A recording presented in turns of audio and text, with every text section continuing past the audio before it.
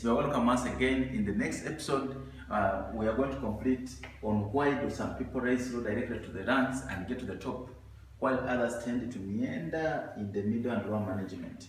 I don't know, look at your life. How old are you?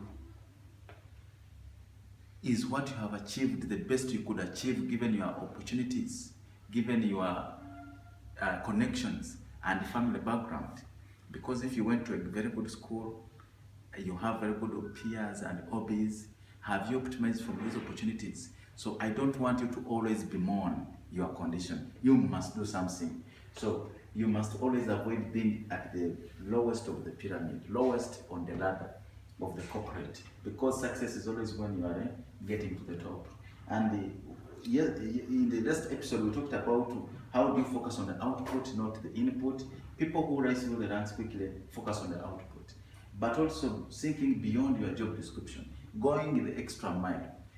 Sometimes it is very difficult when even here at Summit, you find that by 4, 5, there is nobody in the office.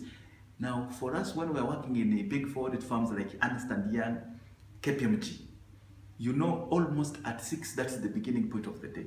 People, they are the best from wherever they came from, because these top firms take the best employees.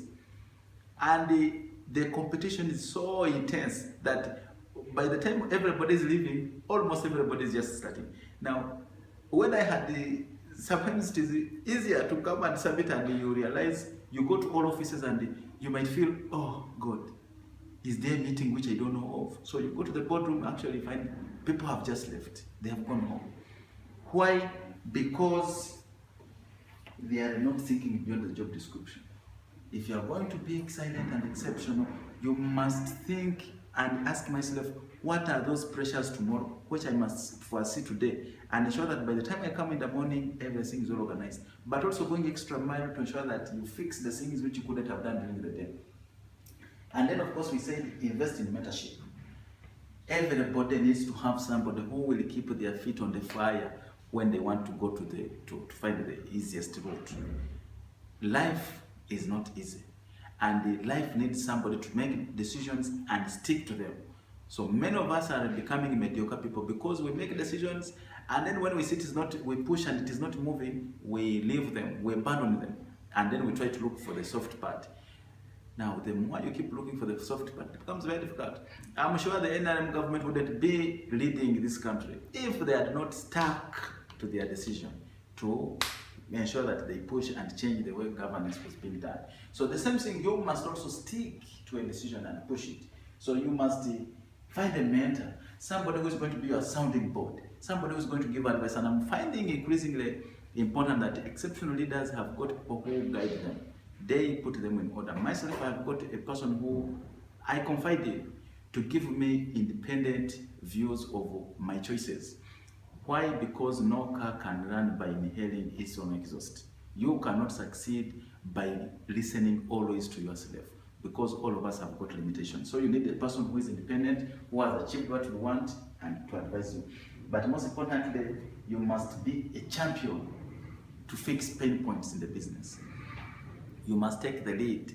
You must ask yourself, what is my team's biggest challenge, and how do you come to fix it? I remember when I was working in the previous companies, I decided to champion data analytics using IDEA. By then, that was a big audit firm, and it gave me so many opportunities. I would use Excel very well, I use IDEA very well. When the opportunity came to go to South Africa, it was me to go to South Africa because I was to come and champion automation in our audit firm. So, what are you known for in your company? Remember, when somebody has a problem, your name does not come up, you are still a mediocre employee, and you want to fix that. So once you fix that and find you're tough, are you going to be good at Microsoft Word so that everybody knows if you have any problem in Word, call Mustapha? Or are you going to be a champion in PowerPoint so that everybody knows if they have a problem in PowerPoint, they call Mustapha? Or are you going to be a problem solver for Excel and they call you Mr. Excel? Anytime anybody has a problem, the first name in the whole company, they call on you. Once that happens, you get recognition. It is very impossible for you to remain in middle and lower management. Because once you see you have got a critical skill, which is a point for everybody, the next thing is to go to human resource and say, I wanted to organize a class, I want to teach people my skills, which is about improving productivity using, say, Microsoft Excel. Once you do that, you'll get noticed. Once you get noticed, your stars will keep rising. And I can bet you, within just 6 months, you'll be at the top and looking below on everybody. And that's what you need to succeed. Thank you.